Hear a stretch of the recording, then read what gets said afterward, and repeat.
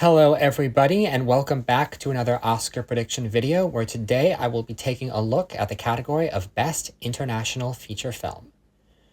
So, first and foremost, I just want to say, in my previous video, I was like, the BAFTA awards are coming on now, and I actually got the date wrong. The BAFTAs are happening Sunday, so the day after when you'll be seeing this. I don't know why I got that wrong. I think I just heard that they were this weekend and foolishly thought that they were Friday. It's dumb, but we got a few more days before the BAFTA awards happen to just clarify a few things for us. So I really tried to look at, okay, what categories do I feel relatively confident that I can guess without having BAFTA to rely on? And I decided to go for this category. And this category is interesting for a couple of reasons. First of all, this is the first time in like 7 years that this category has been interesting. Ever since Roma in 2018, we've always had one movie in this category that is up for Best Picture, with the sole exception of 2020, where the movie was up for Best Director instead. But one movie is so far and ahead above anything else, and there's zero sense of tension. But this year, things are actually going a little bit differently, because we have two movies that are in this category and in Best Picture. And I actually think this could be a really interesting race. Also, I'm really trying this year to see as many of the Oscar-nominated feature films as possible. And so this is actually the very first year that I have seen every single nominee for Best International Feature. So I'm sort of patting myself a little bit on the back for this one. I don't know if this will be the year I watch every nominated film in every category, but I'm getting a little bit closer to that. So, with all of that said, fifth most likely to win is The Girl with the Needle. So this movie is from Denmark. This is the 15th nomination from Denmark, and the country has won 4 times before. This movie I just watched earlier today, and it's a really effective movie. It's very bleak. It's very hard-hitting.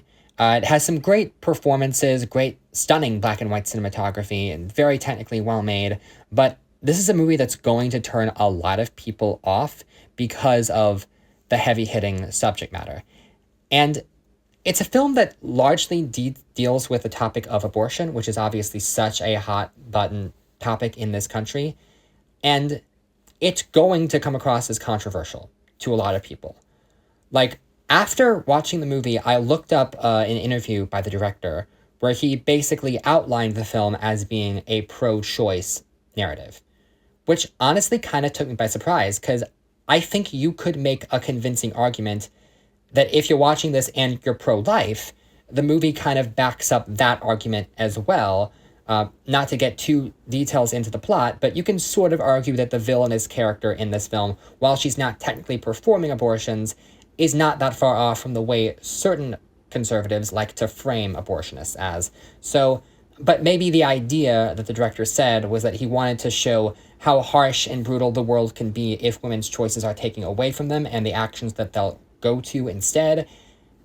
I think it's all a lot. No matter which way you slice it, this movie is very difficult to watch at times. And I think there's already one movie in this lineup that's controversial. The Academy, I think, is going to try to stay away from controversy as much as possible. And so while the film is well-reviewed, and I don't think it's a terrible nominee, I do think it's going to be a little too much for most Oscar voters. So I do think it is the least likely to win. Fourth most likely to win is Flow. So this is the very first nomination from Latvia, which is very exciting for that country. And this is one of those instances where the nomination truly is the award. I've talked before at length on this channel about how animated movies so often are not taken seriously outside of their designated category. And so it's really, really exciting to see this movie, only the third animated film in history to be nominated in this category, and the first narrative feature film that isn't a documentary. So the movie is truly spectacular. It's what I would vote for in this category. But I think when you really break it down, there's a couple of things in this movie's way. One, this is notable for being the very first nominee in the history of this category to not feature any dialogue, which is notable because this category used to be called Best Foreign Language Film. And so often when you think of this category, you think of movies that have subtitles. Obviously, this movie has no subtitles because it has no language. The meows are in Latvian. And so it's, for a lot of people, you forget that this counts as an international feature because it doesn't have the same feel as a lot of the other movies you would typically associate with this category.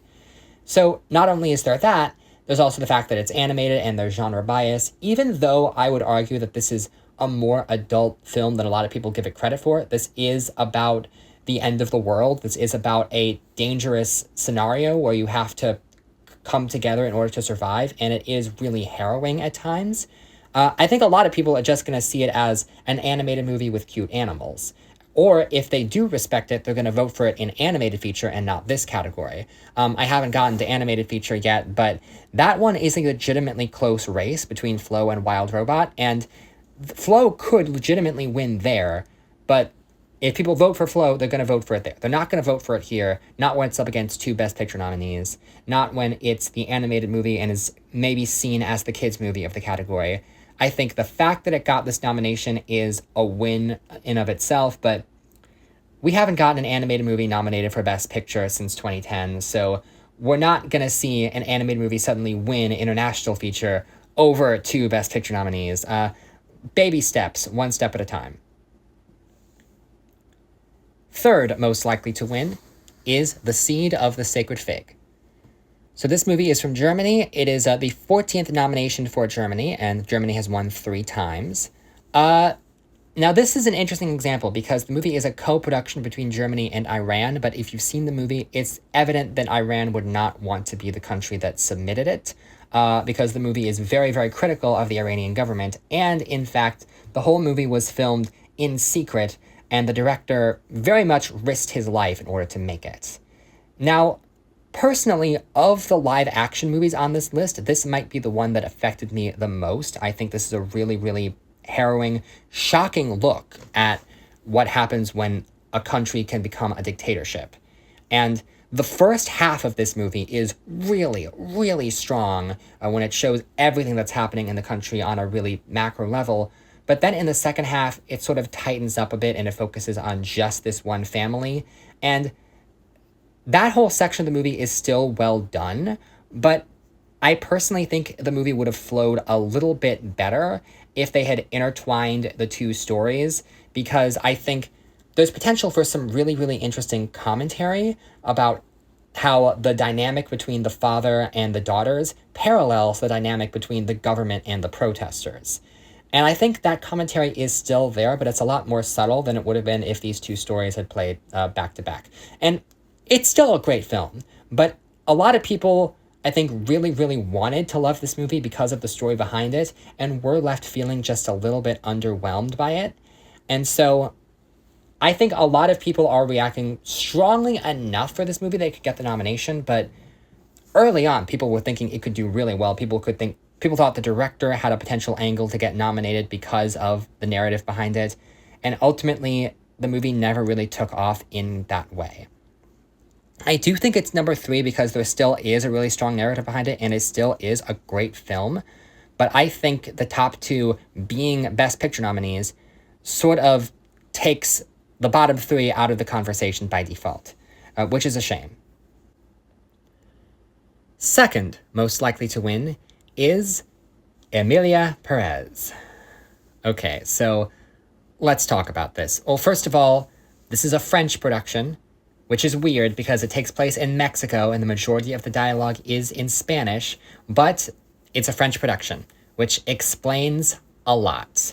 And France is actually one of the best represented countries when it comes to this category at the Oscars. They've been nominated 42 times, more than any other country, and they've won 12 times, which is the second most of any country behind only Italy. So this movie, obviously, for a time, was seen as the odds-on frontrunner to walk away with this category easily. I remember in the previous videos being like, oh boy, here it comes again. This is going to be the one international feature that's in picture, and it's going to dominate everything.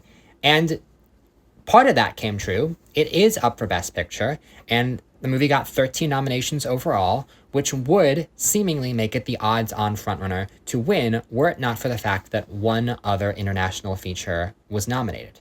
And more on that in a moment, but there's a couple of reasons why Emilia Perez, which started out as the odds-on frontrunner to win this, the chances has slowly faded. And half of that is due to all of the backlash. This movie, when it got 13 nominations, the backlash it received was unlike anything I had ever seen. This was seen as the frontrunner to win Best Picture until everybody came out of the woodwork talking about how they hated it, which at first I thought it was just an online thing, but then the Carlos Sofia Gascon tweets came into fruition, and now the whole thing, it just looks like a giant dumpster fire. Like, this movie is going out fast. And what's interesting is that this movie, the fact that this movie received 13 Academy Award nominations is already being viewed as one of the most, if not the most, embarrassing thing that the Oscars have ever done. And everyone is catching wind of this narrative, including Netflix and the stars of the movie. Like, they're backing down from that. And the Oscars is feeling some buyer's remorse, I've got to imagine. And they can't rescind this nominations, but what they can do is control how many awards Emilia Perez wins on the night. Now, Zoe Saldana for Best Supporting Actress is still very possible, although that seems to be a tight race between her and Ariana Grande. And Original Song seems to be very likely Emilia Perez, simply because of how weak the competition is. But this is a category where they potentially don't have to give it to Emilia Perez. Which is so crazy, because if this movie had been the only international feature up for Best Picture, then even now, even after all the backlash, we would just be like, well, it's gotta win. Like, there would be this defeatist attitude, because how can a non-Best Picture nominee beat it? Like, there's no possible way. And yet, despite all odds, we do have another Best Picture nominee in the race. Here it comes to save the day. Number one most likely to win is I'm Still Here. Okay, so this movie is from Brazil. This is the 5th nomination for the country of Brazil. They have not yet won. That could change. Now, I've made a whole video about the unlikely success of this movie's nomination. This movie was not predicted to get into Best Picture at all. It had none of the major precursors, and I believe it was only the win for Fernanda Torres in Best Actress that compelled people to watch the movie last minute, that just barely got it into the top 10 for Best Picture. But it's not an unwelcome surprise, and a lot of people are now discovering the movie and are really excited about the movie at the same time that people are turning on Emilia Perez. So it's kind of the perfect storm for I'm Still Here to beat it. And what's frustrating is that I'm Still Here does not have any significant precursor wins, and even with the BAFTAs yet to come, I think it's unlikely that it could win there. And normally I would be so dead set against something that goes against what the precursors are saying, but this is a very, very unique situation. Like, never before has a movie like Emilia Perez fallen so hard so fast, and never before has a movie like I'm Still Here risen so fast in such a short amount of time. This is unprecedented territory here. And I really, really think, even if Oscar voters still vote for Saldana for Supporting Actress, and even if they still vote for El Mal for Best Song, international feature, you're no longer rewarding an element of the movie, you're rewarding the whole movie. And I think so much has happened that voters are going to be really, really hesitant to award the whole movie, and now they have an out. Because I'm Still Here is in Best Picture. They have plausible deniability. See, it is the better movie than Emilia Perez. That's what we thought when we nominated it. Because before this, the argument was always that you could never pick a movie. Like, if one of the international feature nominees is in Best Picture, and none of the others are, well, that's clearly the movie that Oscar voters liked the best, using very basic logic. So there was never any sense of tension in this category. And this is the first year. And what's funny is when the nominations were initially announced, when we got that surprise nomination for I'm Still Here, I'm like, okay, this is a surprise, but Emilia Perez has 13 nominations, so it's still not much of a competition. And yet, it somehow has turned out to be exactly that. I'm Still Here is going to pull a coda, winning Best Picture over Power of the Dogs, a movie with 3 nominations beating, in that case, a movie with 12, because it's the underdog, and it's the one that came out of nowhere, and it's the one that everyone is really, really excited about. Look in the comments section of this video. You're going to find a lot of Brazilians who are very, very happy to talk about I'm Still Here, because this movie it's become such a big deal.